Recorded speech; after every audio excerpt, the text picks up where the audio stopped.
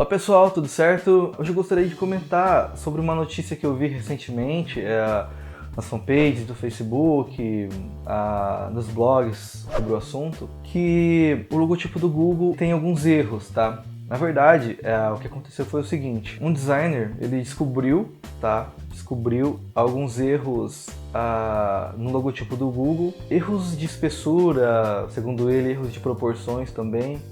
Ele resolveu refazer o projeto utilizando a forma que ele julga ser correta. Eu gostaria de comentar um pouquinho sobre isso, tá?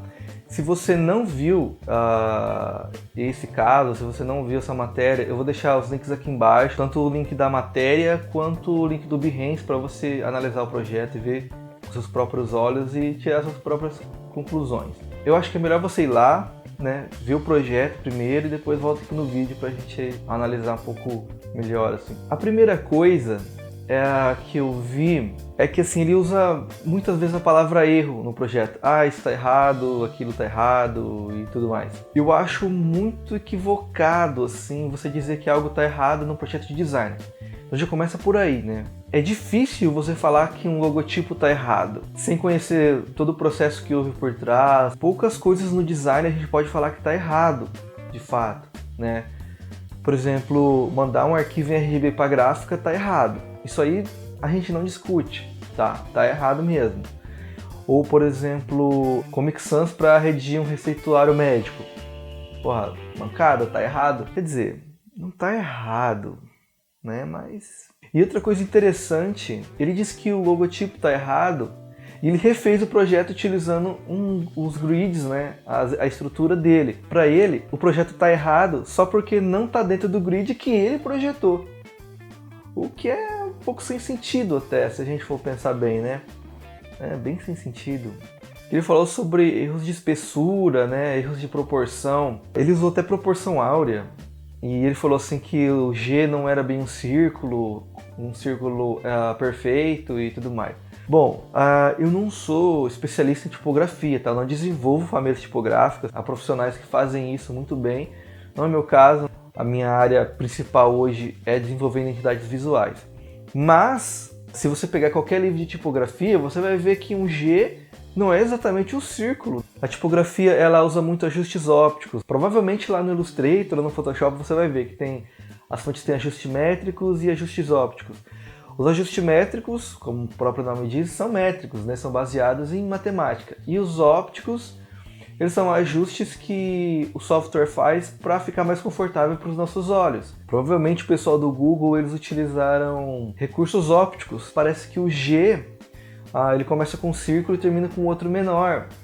Então assim, dentro do grid deles está perfeito, é isso mesmo. Voltando a falar sobre a tipografia, há alguns ajustes que podem não fazer muito sentido metricamente falando, matematicamente falando, mas que fazem todo sentido quando a gente está falando em legibilidade. Por exemplo, as letras circulares, elas são mais altas, ela tem a altura de X maior do que as fontes que tem uma forma quadrada. Então a letra O, por exemplo, ela vai ultrapassar os limites da letra X. Ela não vai ficar certinha da linha.